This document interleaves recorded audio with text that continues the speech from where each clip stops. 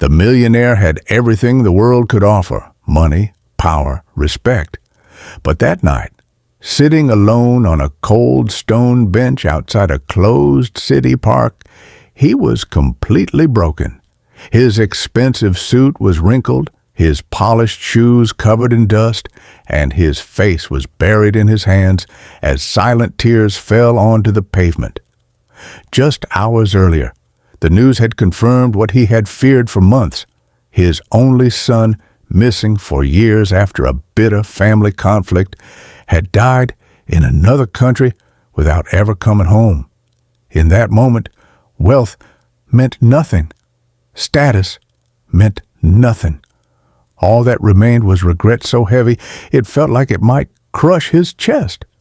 Then, out of nowhere, a small voice cut through the silence with a question so simple it felt impossible. "Can I hug you?"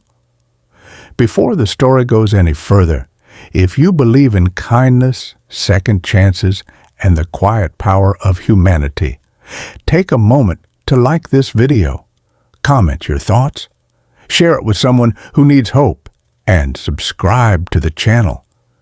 Your support helps stories like this reach hearts that need them most. The millionaire slowly lifted his head, surprised not by the words, but by who had spoken them.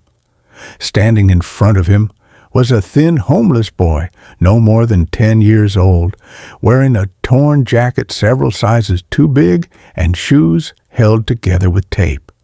His hair was messy, his face smudged with dirt, but his eyes were clear, gentle, unafraid, and full of something the millionaire hadn't felt in years: genuine concern. The boy carried a small plastic bag with a piece of bread inside, probably his dinner. He didn't look at the man's watch or his suit. He only looked at the tears. The millionaire didn't answer. He didn't know how. His entire life had been spent surrounded by people who wanted something from him: investors, employees, reporters, even distant relatives who only called when they needed money. But this boy wanted nothing. He had seen pain and responded the only way he knew how. Slowly, awkwardly, the boy stepped forward and wrapped his small arms around the man's shoulders. The millionaire froze. For a second, he considered pulling away. Powerful men weren't supposed to cry in public, and certainly not in the arms of a homeless child.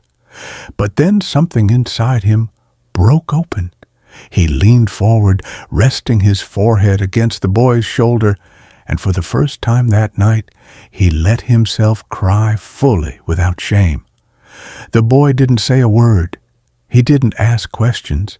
He just stood there, holding on as if this broken stranger mattered as much as anyone else in the world.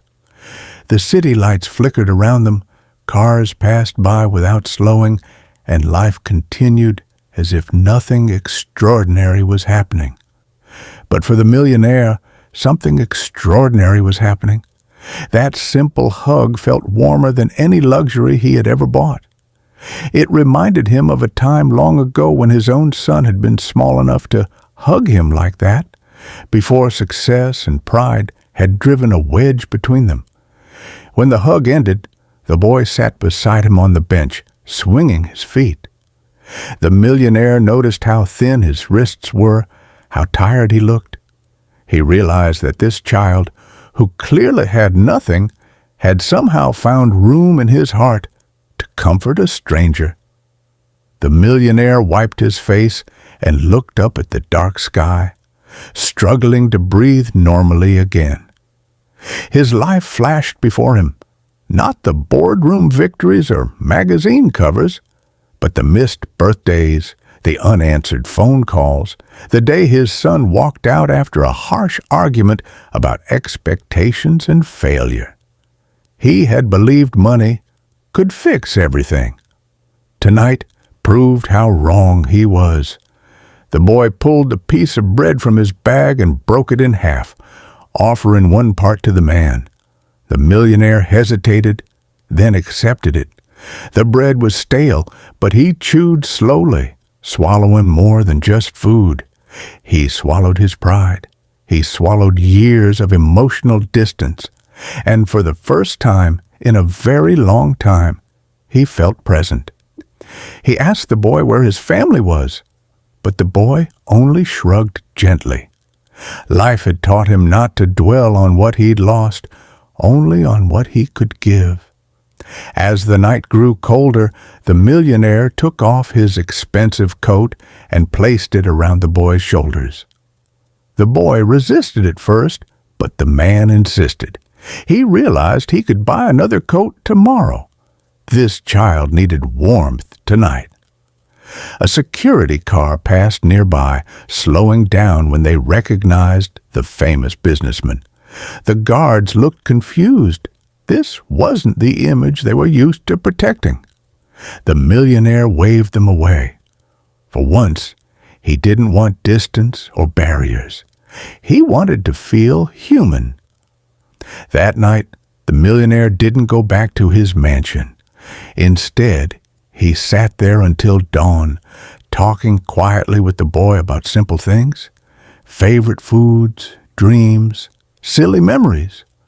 The boy spoke about wanting to go to school someday, about liking stories with happy endings.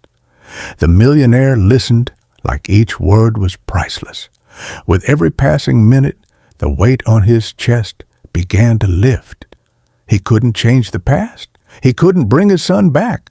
But maybe, just maybe, he could still do something meaningful with the time he had left.